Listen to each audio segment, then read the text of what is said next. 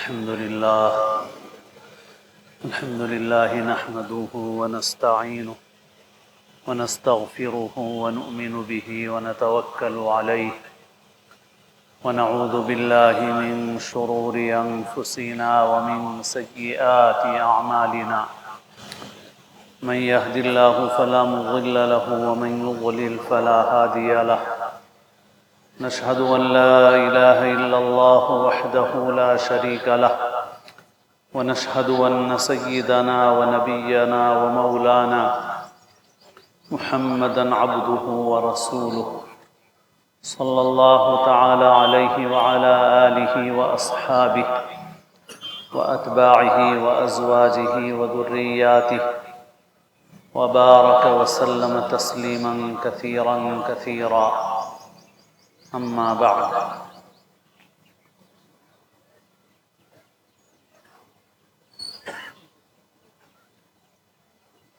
قابل احترام بزرگوں، عزیز دوستوں، اللہ تعالیٰ کا شکر ہے، اس کا فضل و کرم احسان ہے، اس نے ہم کو رمضان کا مبارک مہینہ عطا فرمایا اور عافیت کے ساتھ رمضان کا یہ مہینہ الحمدللہ ہمارا گزرا۔ اللہ تعالیٰ نے جو کچھ نماز کی، روزے کی، دیگر نیک اعمال کی توفیق عطا فرمائی، یہ اللہ تعالیٰ کی طرف سے، اس پر اللہ کا شکر ادا کرنا چاہیے۔ اور رمضان کے مبارک مہینے سے ہماری زندگی پر یہ اثر پڑنا چاہیے کہ باقی 11 مہینے میں بھی ہمارے اوپر نیکی کا اثر باقی رہے۔ سب سے اہم چیز نمازوں کی پابندی ہے۔ رمضان میں اللہ نے روزے فرض فرمائے ہیں، لیکن نماز ہر روز فرض ہے ہمارے اوپر 5 مرتبہ۔ مسلمان اور نماز چھوڑے یہ نہیں ہو سکتا۔ رسول اللہ صلی اللہ علیہ وسلم نے بار بار واضح فرمایا کہ ہمارے اور کفار و مشرکین کے درمیان فرق کرنے والی چیز نماز ہے۔ جس نے نماز چھوڑ دی اس نے گویا کفر کا راستہ اختیار کیا۔ من ترک الصلاۃ متعمدا فقد کفر۔ رمضان کا مبارک مہینہ گزر جاتا ہے تو مسجدیں خالی ہو جاتی ہیں، گویا ہم رمضان تک مسلمان تھے اور رمضان کے بعد پھر ہم غفلت میں مبتلا ہو گئے۔ اس لیے سب اس کا عہد کریں۔ اللہ کی نعمتوں کا شکر یہ ہے کہ اللہ تعالیٰ کی اطاعت اور فرما برداری اختیار کی جائے۔ شکر زبان سے بھی ہے، شکر عمل سے بھی ہے، اور عمل سے شکر بہت اہم ہے۔ خالی زبان سے شکر کافی نہیں ہے۔ حضرت سلیمان علیہ السلام کی زبان سے نکلا ہوا ایک جملہ ہمارے پاس عام طور پر توغروں میں بھی لکھا جاتا ہے، عمارتوں پر لکھا جاتا ہے، ھذا من فضل ربی، یہ میرے رب کا فضل ہے۔ لیکن اس کے آگے اللہ کیا فرمایا گیا قرآن شریف میں حضرت سلیمان کی زبانی؟ ھذا من فضل ربی لیبلونی ااشکر ام اکفر، یہ میرے رب کا فضل ہے اس لیے کہ میرا رب مجھے آزمائے، میرا امتحان لے کہ میں شکر کرتا ہوں یا ناشکری کرتا ہوں۔ وَمَن شَكَرَ فَإِنَّمَا يَشْكُرُ لِنَفْسِهِ، اور جو شکر کرتا ہے تو وہ اپنے لیے کرتا ہے۔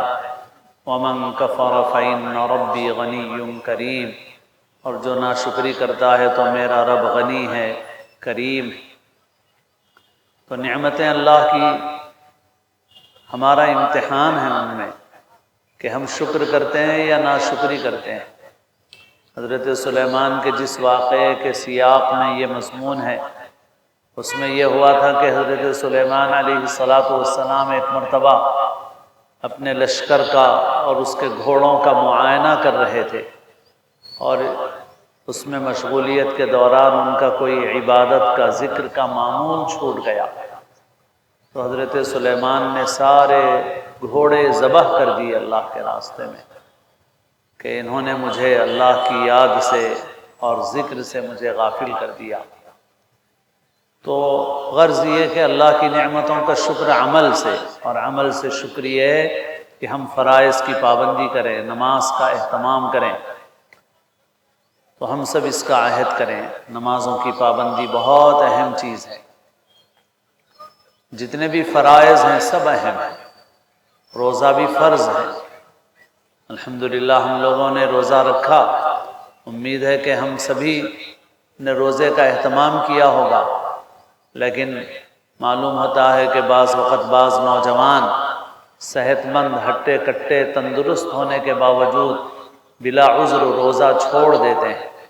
یہ بہت بڑے گناہ کی بات ہے، اور ان کے لیے کوئی فدیہ نہیں ہے۔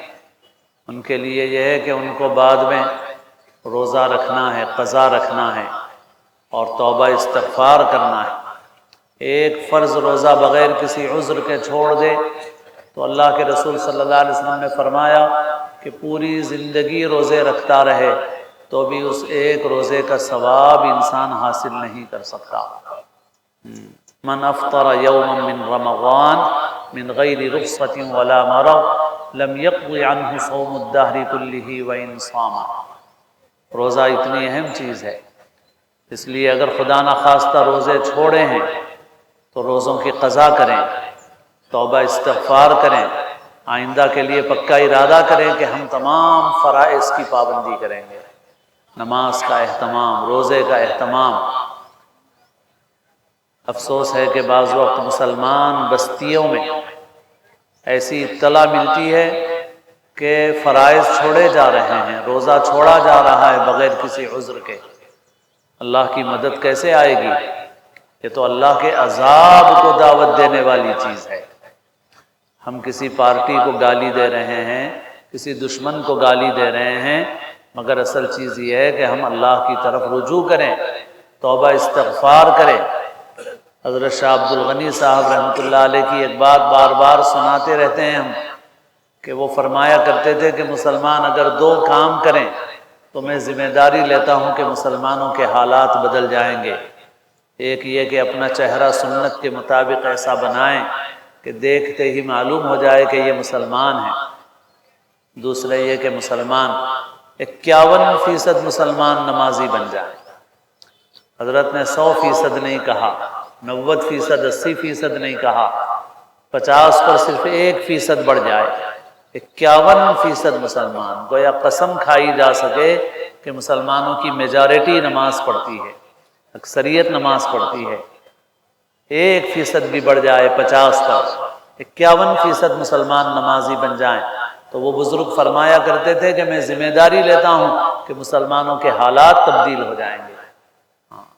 اللہ سے منہ موڑ کر، فرائض چھوڑ کر، واجبات چھوڑ کر، حرام اور گناہ کر کے ہم اللہ کی نصرت اور مدد نہیں حاصل کر سکتے۔ تو میرے دوستو، ایک بات تو یہ ہے کہ نماز کی پابندی کریں، مساجد کو آباد کریں۔ جس طرح عام طور پر مغرب میں نمازی زیادہ رہتے ہیں، ہر نماز میں مسجدوں میں نمازی ویسے ہی ہوں۔ نماز کا اہتمام ہمارے لیے سب سے اہم چیز ہے۔ یہ اللہ سے تعلق کا سب سے بنیادی ذریعہ ہے، اور اس کے ساتھ ہی ساتھ مسلمانوں کو خاص طور پر اس ملک کے موجودہ حالات میں 2 کام خاص طور پر کرنا ہے۔ ایک توجہ دینا ہے تعلیم کے اوپر۔ پیارے نبی صلی اللہ علیہ وسلم پر سب سے پہلی وحی جو نازل ہوئی وہ لکھنے اور پڑھنے سے متعلق ہے۔ اقرأ بسم ربک الذی خلق۔ نماز کا حکم نہیں آیا سب سے پہلے، روزے کا حکم پہلے نہیں آیا، سب سے پہلا حکم جو پیغمبر کے ذریعے سے اس امت کو اور پوری انسانیت کو دیا گیا وہ ہے اقرأ بسم ربک الذی خلق، اقرأ وربک الاکرم الذی علم بالقلم۔ اللہ کے نبی صلی اللہ علیہ وسلم نے ایک انقلاب برپا کر دیا۔ عرب کے وہ لوگ جو امی کہلاتے تھے، پڑھنا لکھنا جانتے نہیں تھے، آپ صلی اللہ علیہ وسلم نے ان کو علم کے راستے پر ایسا لگایا کہ پوری دنیا میں علم کی بہار پھیل گئی۔ محمد الرسول اللہ صلی اللہ علیہ وسلم کی دعوت کی برکت سے ایک لمبے عرصے تک مسلمان پوری دنیا میں تعلیم کے میدان میں سب سے آگے تھے۔ اصل علم تو مسلمان کے لیے قرآن کا ہے، حدیث کا ہے، لیکن اس کے ساتھ جو دنیا کے علوم و فنون ہیں جس سے اللہ تعالیٰ کی معرفت حاصل ہوتی ہے، جن علوم کے ذریعے سے انسانیت کی خدمت کی جاتی ہے، وہ علوم بھی اسلام میں منع نہیں ہیں، بلکہ ان کے حاصل کرنے کا حکم ہے اسلام میں۔ بس یہ حکم ہے کہ جو بھی علم جائز علم حاصل کرو، اللہ سے اپنا رشتہ مضبوط رکھو۔ اللہ سے رشتہ توڑ کر کے جو کام بھی کرو گے وہ کام تمہیں خسارے اور نقصان کی طرف لے جائے گا۔ لہٰذا پڑھ لکھ کر ترقی کرو، مگر اپنا تعلق اپنے خالق سے، اپنے مالک سے جوڑ کر رکھو۔ تو غرض یہ کہ ایک لمبے عرصے تک دنیا میں نہ صرف قرآن اور حدیث کے علم میں بلکہ سائنس کے علم میں، دنیاوی تمام فنون میں سب سے آگے مسلمان تھے، سب سے آگے مسلمان تھے۔ لیکن پھر ہماری شامت اعمال سے زوال آ گیا ہمارے اوپر، اور اس زوال کا نتیجہ یہ ہوا کہ مسلمان دین کے علم سے بھی دور ہوا، دنیا کے علم میں بھی پیچھے ہو گیا۔ اور ابھی کچھ عرصے میں ہم اپنی آنکھوں کے سامنے جو انقلاب دیکھ رہے ہیں وہ بہت ہی تکلیف دہ۔ میں بہت دور کی بات نہیں کہتا، 100 سال پہلے کی بات نہیں کہتا، اپنے آنکھوں کے سامنے کی بات بتاتا ہوں کہ ہمارے بچپن میں میں بھی گاؤں میں 2 سال 7 سال کی عمر میں جا کر 2 سال میں نے گاؤں میں گزارا اپنی والدہ کے ساتھ وقت۔ 7 سال سے 9 سال کی عمر تک گاؤں میں زمینیں تھیں، مکان تھا، گاؤں کی زندگی بھی میں نے دیکھی، شہر کی زندگی بھی دیکھی۔ تو ہم نے گاؤں میں دیکھا کہ بھائی اگرچہ کہ ہماری حکومت یہاں سے ختم ہو گئی تھی، لیکن پھر بھی ہماری ایک شان تھی، اور گاؤں کے اندر کچھ لوگ ایسے رہتے تھے جو سب سے پسماندہ تھے، جن کا محلہ گاؤں سے باہر رہتا تھا، جن کے بدن پر پہننے کے لیے برابر کپڑے نہیں رہتے تھے، جو ہمارے سامنے چپل پہن کے کھڑے نہیں ہوتے تھے، جو ہمارے گھروں کا چھوٹا موٹا کام کرتے تھے، ہمارے جانوروں کی خدمت کرتے تھے، ہمارے گھروں کو لیپتے تھے، ہمارے کھیت میں کام کرتے تھے۔ میں جو کچھ کہہ رہا ہوں سمجھدار لوگوں کے لیے بہت کافی ہے۔ وہ جو سب سے کم درجے میں تھے، آج 100 سال کا زمانہ نہیں گزرا ہے، آج 50 برس کے آس پاس کا زمانہ گزرا ہے، آنکھوں کے سامنے ہمارے یہ صورتحال ہے۔ آج سے تقریباً 50 سال پہلے جن لوگوں کی یہ صورتحال تھی، آج وہ آفسوں میں بیٹھے ہوئے ہیں، آج انہوں نے پڑھائی لکھائی میں ترقی کر لی ہے، آج ان کو دفتروں میں ملازمت ملی ہوئی ہے۔ وہ جو کل ہمارے جانوروں کی خدمت کرتے تھے، آج وہ دفتر میں بیٹھے ہوئے ہیں۔ ہم جاتے ہیں، صاحب ہمارا یہ کام کر دیجئے، ہم ریکویسٹ لے کے جاتے ہیں، کس کے پاس جا رہے ہیں؟ وہ جن کی یہ حالت تھی آج سے 40-50 سال پہلے۔ کیا وجہ ہے؟ انہوں نے پڑھنے لکھنے میں محنت کی، ترقی کی، آگے بڑھے۔ شہر کی بھی ایک مثال دیتا ہوں، اور اس عنوان پر لمبی گفتگو کرتا ہوں، اس وقت بہت مختصر بات کر رہا ہوں۔ جب ہم بچے تھے، حفظ کرتے تھے، تو حیدرآباد میں لمباڑا طبقے کے لوگ بہت رہتے تھے، اطراف میں بھی، ابھی بھی ہیں، کہیں گئے نہیں ہیں، مگر ان کی عورتیں ایک لباس پہنتی تھیں جس پہ کانچ کے بلے ہوتے تھے۔ اس لباس سے وہ عورتیں اور وہ طبقہ پہچانا جاتا تھا صاف طور پر۔ اور شہر میں جگہ جگہ ان کے محلے تھے جن کو ٹانڈا کہا جاتا تھا، اس میں وہ بستے تھے، مزدوری کرتے تھے، گھروں کی تعمیر میں کام کرتے تھے۔ میں اپنی عمر کے لوگوں سے پوچھتا ہوں کہ بھائی اس طبقے میں کتنے لوگ پڑھے لکھے ہوتے تھے؟ 5% لوگ پڑھے لکھے رہتے تھے ان لوگوں میں، 10% لوگ پڑھے لکھے رہتے تھے ان لوگوں میں۔ تو جہاں تک ہمارا اندازہ ہے ان کے اندر تعلیم کا پرسنٹیج 0 تھا، 0۔ شاید ان کے پورے ٹانڈے میں کوئی ایک پڑھا لکھا نہیں رہتا تھا، لیکن آج پڑھ لکھ کر وہ بھی آگے بڑھ گئے، وہ بھی مختلف ڈپارٹمنٹس میں ہیں، مختلف محکموں میں ہیں، اور چونکہ وہ گورے رنگ کے ہیں تو آج پہچانے بھی نہیں جاتے۔ وہ ان کی عورتوں نے لباس چھوڑ دیا ہے، وہ عام لباس پہننے لگی ہیں، تو اب پہچانا نہیں جاتا کہ یہ اس طبقے کے لوگ ہیں۔ لیکن پڑھائی میں محنت کی انہوں نے، اور پڑھائی میں محنت کر کے آج سرکاری اعتبار سے اونچے اونچے عہدوں پر پہنچے ہوئے ہیں۔ محبوب نگر کے ایک صاحب جو سوشل ورکر ہیں اور تعلیم کے میدان میں بھی کام کرتے ہیں، چند سال پہلے میرے پاس مسجد میں ملاقات کی جمعہ کے بعد، اور بات کرتے ہوئے کہنے لگے کہ خود محبوب نگر سے تعلق رکھنے والے لمباڑا طبقے کے بہت سارے نوجوان ایسے ہیں جو بڑے بڑے عہدوں پر پہنچ گئے ہیں، اور اس وقت انہوں نے مجھ سے یہ کہا تھا کہ اس وقت مغربی بنگال کا چیف سیکریٹری محبوب نگر کا ایک لمباڑا نوجوان ہے۔ ریاست کے اندر چیف منسٹر اصل نہیں چلاتے حکومت، رہنمائی ان لوگوں کی ہوتی ہے، منشا ان کا چلتا ہے، مگر سسٹم جو چلاتے ہیں وہ آفیسرز چلاتے ہیں، اور اس میں سب سے بڑا عہدہ چیف سیکریٹری کا ہوتا ہے۔ تو اس بڑی ریاست کا جو سب سے بڑا عہدیدار ہے، چیف سیکریٹری ہے، وہ اس طبقے کا ایک نوجوان ہے۔ آج پڑھ لکھ کر کے وہ اس مقام پر پہنچ گئے ہیں، پڑھائی میں انہوں نے محنت کی۔ میں ایک مرتبہ آندھرا پردیش کے ایک چھوٹے ایئرپورٹ پہ اترا، جو نوجوان عالم مجھے لینے کے لیے آئے تھے، باہر نکلا تو وہ کہنے لگے مجھ سے کہ مولانا جب سے باہر بیٹھ کے ڈرائیوروں سے بات کر رہا تھا، الحمدللہ 40 مسلمان ڈرائیور ہیں، بہت خوشی سے بولے۔ تو میں تھوڑی دیر خاموش رہا، پھر میں نے کہا کہ آپ جس چیز کو خوشی کی بات سمجھ رہے ہیں وہی ہمارے لیے غم کی بات ہے۔ آپ نے یہ تو بتایا کہ 40 ڈرائیور مسلمان ہیں، مگر یہ نہیں بتایا کہ اندر کرسی پر بیٹھنے والے کتنے مسلمان ہیں، عہدے اور منصب پر کتنے مسلمان ہیں۔ مسلمان بس اولا اوبر آٹو کا ڈرائیور رہ گیا۔ میرے دوستو، کسی کو مت بولیے، کسی پہ اپنا ٹھیکرا مت پھوڑیے، خود اپنی فکر کیجیے۔ کسی حکومت سے شکایت مت کیجیے، آپ کسی پارٹی کا رونا مت روئیے، آپ کو اپنی فکر خود کرنا ہے۔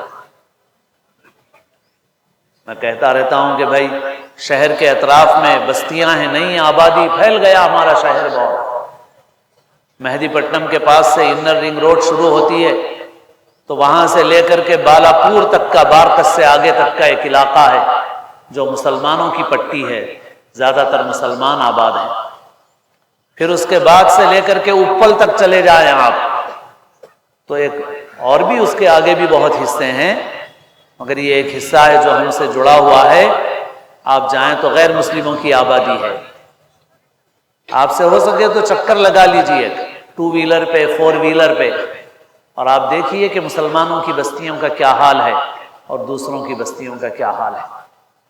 مسلمانوں کی بستیوں میں تعلیم کا مزاج نہیں ہے، تعلیم کا ماحول نہیں ہے، ڈراپ آؤٹ بہت زیادہ ہے، 10th تک پہنچنے والے بہت کم ہیں، اور پہنچتے بھی ہیں تو چیٹنگ مار کے پاس ہونا چاہتے ہیں، سیٹنگ کر کے پاس ہونا چاہتے ہیں۔ تعلیم میں بہت پیچھے ہیں، اور اگر ہم تعلیم میں یہ ایسے ہی رہے، کوئی ہمیں آگے نہیں لے جا سکتا۔ ہم اللہ کے رسول صلی اللہ علیہ وسلم کے حکم کی بھی خلاف ورزی کر رہے ہیں۔ جس پیغمبر نے سب سے زیادہ پڑھنے لکھنے کا حکم دیا، اس پیغمبر کی امت کا آج یہ حال ہے، اس کو بتانا پڑ رہا ہے۔ تو میرے دوستو، تعلیم پہ محنت۔ اور ایک اور چیز ہے، وہ ہے معیشت۔ اپنے پیسے کی حفاظت کرو، پیسہ ضائع مت کرو، اسراف اور فضول خرچی میں مت اڑاؤ، کمانے میں محنت کرو، کمانا منع نہیں ہے، اچھی نیت سے کمانا بھی ثواب کا کام ہے، حلال کماؤ، محنت سے کماؤ، اور پیسے کی حفاظت بھی کرو۔ پیسے کا صحیح استعمال بھی کرو۔ دوسرے لوگ تو یہ چاہ رہے ہیں کہ ہم آخری درجے کے فقیر و کنگال بن جائیں۔ ہمارا کام ہے عقل سے کام لینا، سمجھ سے کام لینا، دین کی روشنی میں اپنی زندگی گزارنا۔ اپنے مال کو ضائع برباد کر کے اپنے کو فقیر و کنگال مت بناؤ۔ اور یاد رکھو، جس قوم کی عزت نہیں اس کے فرد کی کوئی عزت نہیں ہوتی۔ اگر یہودی ذلیل ہے تو چاہے حکومت مل جائے، چاہے آئٹم بم مل جائے، ان کو ہتھیار مل جائیں، مگر وہ پوری دنیا میں ذلیل ہے۔ ہماری بھی عزت ہماری ملت کے ساتھ وابستہ ہے۔ ملت باعزت نہیں تو ہم اکیلے باعزت نہیں ہو سکتے۔ تو اس لیے اپنا مال جھوٹی شان دکھانے کے لیے مت خرچ کرو۔ اس مال کی حفاظت کرو اور کمانے میں محنت کرو اور اللہ سے اپنا تعلق مضبوط رکھو۔ مسلمان کی زندگی میں دونوں چیزیں جمع ہوتی ہیں، اللہ کی عبادت بھی کرتا ہے اور مخلوق کے حقوق بھی ادا کرتا ہے، مخلوق کی خدمت بھی کرتا ہے۔ اللہ تعالی ہم سب کو صحیح سمجھ نصیب فرمائے، اور اللہ تعالی امت مسلمہ کی اور پوری انسانیت کی اللہ تعالی ہر قسم کے شرور سے اللہ تعالی حفاظت فرمائے۔ صدقہ فطر نماز سے آنے سے پہلے ادا کرنا تھا، لیکن جن لوگوں نے جن پر زکوٰۃ واجب ہے ان پر صدقہ فطر واجب ہے۔ جنہوں نے صدقہ فطر ادا نہیں کیا، اور بعض صورتوں میں زکوٰۃ نہیں ہوتی مگر صدقہ فطر واجب ہو جاتا ہے، ہر مالدار خوشحال آدمی کو اپنا اور اپنے نابالغ بچوں کا صدقہ فطر دینا ہے۔ گیہوں سے صدقہ فطر کی قیمت 100 روپے ہوتی ہے، مگر آج کل چونکہ 100 روپے کی ویلیو بہت کم ہو گئی ہے، اس وجہ سے جو کو معیار بنایا جائے تو جو سے فطرے کی قیمت ایک فطرے کی 350 روپے ہوتی ہے۔ تو مناسب ہے کہ ہم ایک فطرہ 350 روپے کی قیمت کے حساب سے ہم اپنے نابالغ بچوں کا سب کا فطرہ ادا کریں۔ اگر نماز سے پہلے نہیں ادا کیا تو بھی معاف نہیں ہوتا، نماز کے بعد جا کر کے صدقہ فطر ادا کرنے کا اہتمام کریں۔ عید کی نماز کا طریقہ بتایا جائے گا، اس سے پہلے جناب محمد عارف رضوان جو نمائندہ کارپوریٹر ہیں ہمارے حلقے کے، وہ SIR کے متعلق آپ کے سامنے کچھ مختصر رہنمائی کریں گے۔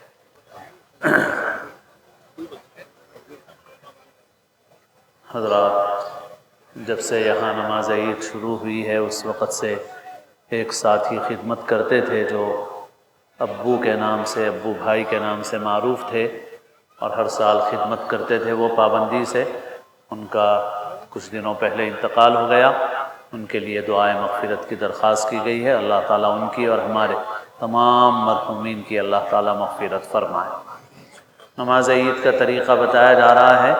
راستے میں جو حضرات کھڑے ہیں وہ ابھی ادھر آ جائیں، صف بنا لیں، صفوں کے ساتھ کی ترتیب، کھڑے مت ہوئیے، ابھی جگہ خالی ہو تو اس کو پر کر لیجئے۔ نماز عید کا طریقہ مختصراً یہ ہے کہ کوئی مشکل چیز نہیں ہے، نیت دل کے ارادے کا نام ہے بس۔ امام کے پیچھے میں نماز عید پڑھ رہا ہوں زائد تکبیرات کے ساتھ، یہ دل میں ہے آپ کے، یہ کافی ہے۔ زبان سے بولنا چاہے تو اپنی زبان میں بول لے، میں 2 رکعت نماز عید پڑھ رہا ہوں زائد تکبیرات کے ساتھ۔ 6 زائد تکبیریں کہاں ہیں اس کو سمجھ لینا ہے۔ پہلی رکعت میں ثنا کے بعد 3 زائد تکبیریں ہیں۔ ثنا پڑھنے کے بعد اللہ اکبر کہتے ہوئے ہاتھ اٹھائیں گے، چھوڑ دیں گے، دوسری مرتبہ بھی ہاتھ اٹھا کے چھوڑ دیں گے، تیسری مرتبہ ہاتھ اٹھا کے چھوڑنے کی ضرورت نہیں ہے، ہاتھ باندھ لیں گے۔ پھر اس کے بعد جیسے ہر نماز میں سورہ فاتحہ ضم سورہ پڑھتے ہیں ویسے ہی پڑھیں گے، رکوع سجدہ ہوگا، دوسری رکعت کے لیے کھڑے ہوں گے۔ دوسری رکعت میں رکوع میں جانے سے پہلے 3 زائد تکبیر بولیں گے۔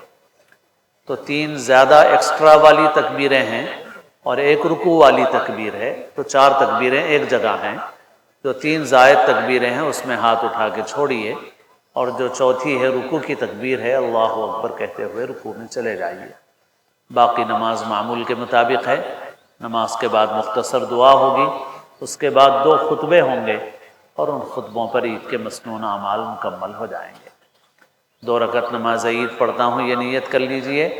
پہلی رکعت میں ثنا کے بعد 3 تکبیریں زائد ہیں، 2 میں ہاتھ اٹھا کے چھوڑیں گے، تیسری میں ہاتھ اٹھا کے باندھ لیں گے۔ دوسری رکعت میں رکوع میں جانے سے پہلے 3 تکبیریں زائد ہیں، ایک رکوع کی ہے، 4 تکبیریں ایک جگہ ہیں، 3 زائد تکبیروں میں ہاتھ اٹھا کر چھوڑ دیجئے، چوتھی تکبیر میں اللہ اکبر کہتے ہوئے رکوع میں چلے جائیے، صفیں درست کر لیجئے۔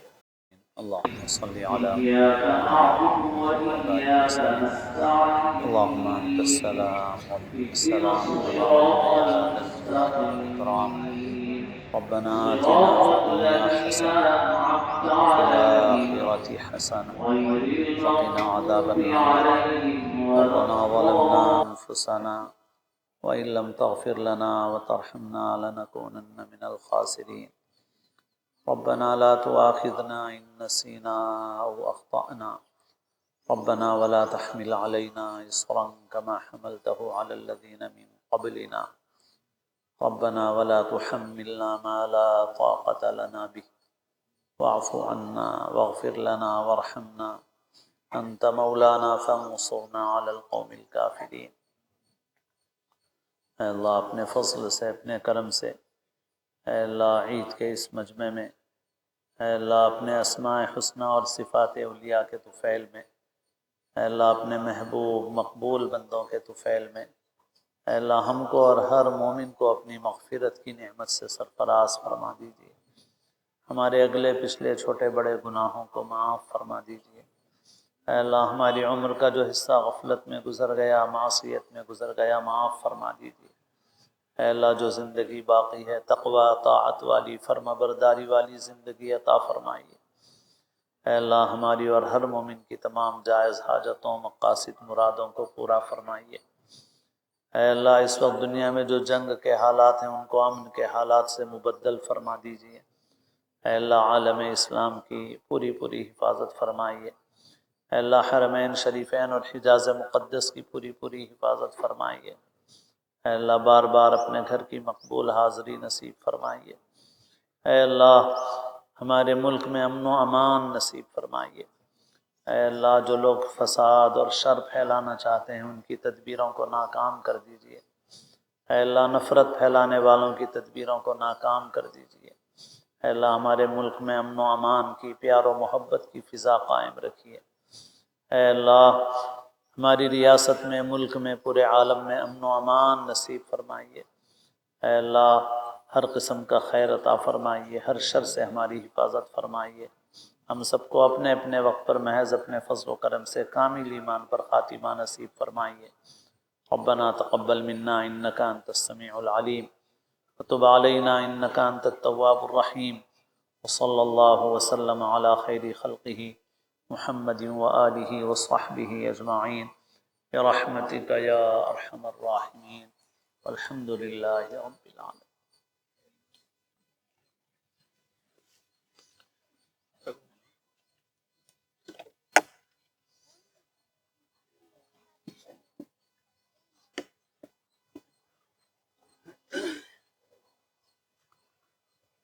اللہ اکبر اللہ اکبر، لا الہ الا اللہ واللہ اکبر اللہ اکبر وللہ الحمد، اللہ اکبر اللہ اکبر، لا الہ الا اللہ واللہ اکبر اللہ اکبر وللہ الحمد، اللہ اکبر اللہ اکبر، لا الہ الا اللہ واللہ اکبر اللہ اکبر وللہ الحمد، الحمد للہ الحمد للہ المنعم الأکبر، وفى الأجور وبث السرور بيوم عيد منور، الله أكبر الله أكبر، لا إله إلا الله والله أكبر الله أكبر ولله الحمد، أشهد أن لا إله إلا الله وحده لا شريك له الملك الأكبر، وأشهد أن سيدنا ومولانا محمدا عبده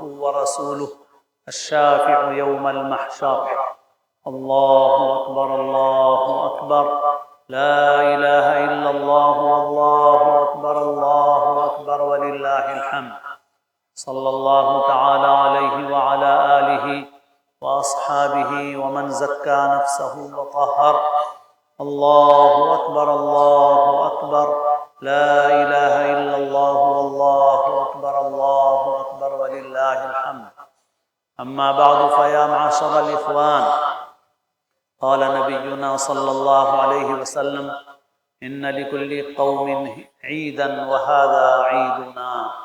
الله أكبر الله أكبر، لا إله إلا الله، الله أكبر الله أكبر ولله الحمد. فاشكروا الله تعالى فيه بأداء صدقة الفطر، فإنها واجبة على مالك نصاب عن نفسه وطفله الصغير نصف صاع من حنطة أو صاعا من تمر أو شعير. الله أكبر الله أكبر، لا إله إلا الله، الله أكبر الله أكبر ولله الحمد.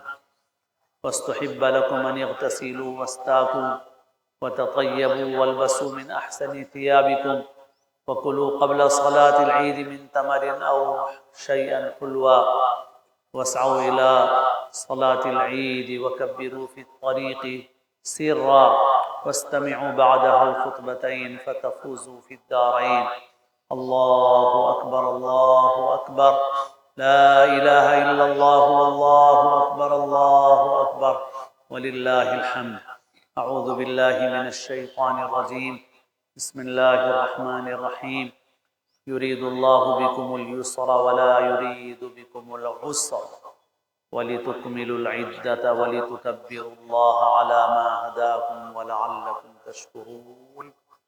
بارك الله لنا ولكم في القرآن العظيم ونفعنا وإياكم بالآيات والذكر الحكيم. أقول قولي هذا وأستغفر الله العظيم لي ولكم ولسائر المسلمين من كل ذنب فاستغفروه إنه هو الغفور الرحيم.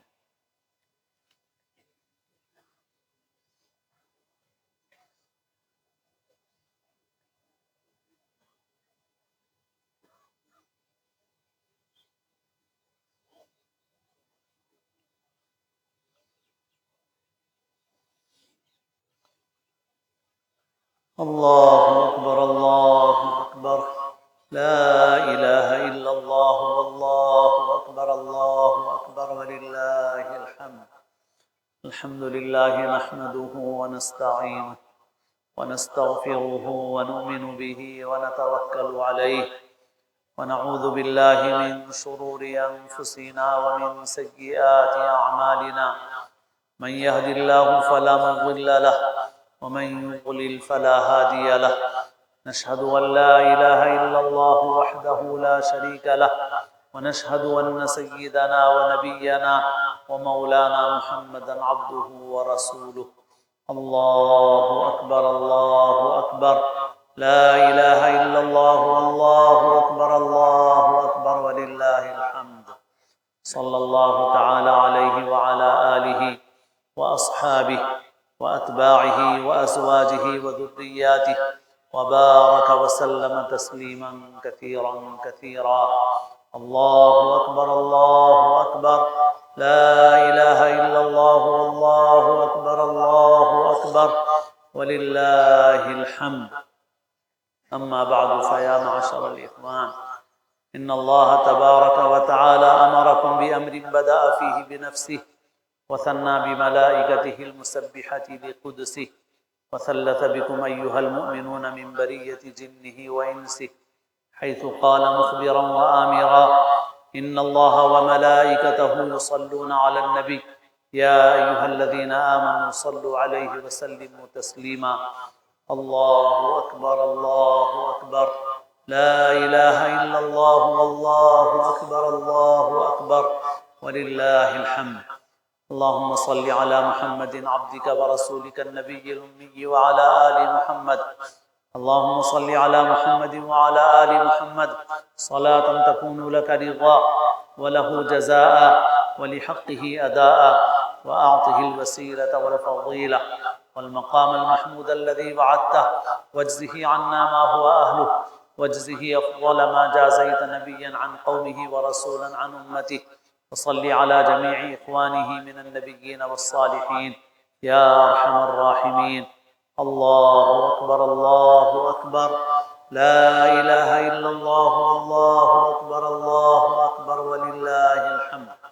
خصوصا على أمير المؤمنين سيدنا أبي بكر الصديق رضي الله تعالى عنه، وعلى أمير المؤمنين سيدنا عمر الفاروق رضي الله تعالى عنه، وعلى أمير المؤمنين سيدنا عثمان ذي النورين رضي الله تعالى عنه، وعلى أمير المؤمنين سيدنا علي بن أبي طالب رضي الله تعالى عنه، وعلى السبطين الشهيدين ساداتنا الحسن والحسين رضي الله تعالى عنهما، وعلى أمهما سيدة النساء فاطمة البتول الزهراء رضي الله تعالى عنها، وعلى البنات الطاهرات السيدات زينب ورقية وأم كلثوم رضي الله تعالى عنهن أجمعين، وعلى عمي نبيك المكرمين بين الناس حمزة والعباس رضي الله تعالى عنهما، وعلى سائر الصحابة والتابعين ومن تبعهم بإحسان واهتدى بهديهم إلى يوم الدين.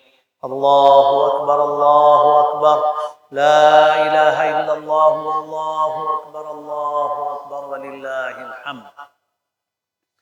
اللهم انصر من نصر دين محمد صلى الله عليه وسلم واجعلنا منهم، واخذل من خذل دين محمد صلى الله عليه وسلم ولا تجعلنا منهم. اللهم اغفر للمؤمنين والمؤمنات والمسلمين والمسلمات الأحياء منهم والأموات. اللهم اغفر لأمة محمد صلى الله عليه وسلم. اللهم ارحم أمة محمد. اللهم أصلح أمة محمد. اللهم تجاوز عن أمة محمد. اللهم فرج عن كرب أمة محمد. اللهم صل عليه وسلم. اللهم انصر الإسلام والمسلمين. اللهم من أراد بالإسلام وبالمسلمين خيرا فوفقه كل خير، ومن أراد بالإسلام وبالمسلمين شرا فسلط عليه كل شر. اللهم اهدنا فيمن هديت، وعافنا فيمن عافيت، وتولنا فيمن توليت، وبارك لنا فيما أعطيت، وقنا شر ما قضيت، فإنك تقضي ولا يقضى عليك، إنه لا يذل من واليت ولا يعز من عاديت، تباركت ربنا وتعاليت. نستغفرك ونتوب إليك. اللهم اغفر للمؤمنين والمؤمنات والمسلمين والمسلمات الأحياء منهم والأموات، إنك سميع قريب مجيب الدعوات برحمتك يا أرحم الراحمين. الله أكبر الله أكبر، لا إله إلا الله والله أكبر الله أكبر ولله الحمد. أعوذ بالله من الشيطان الرجيم.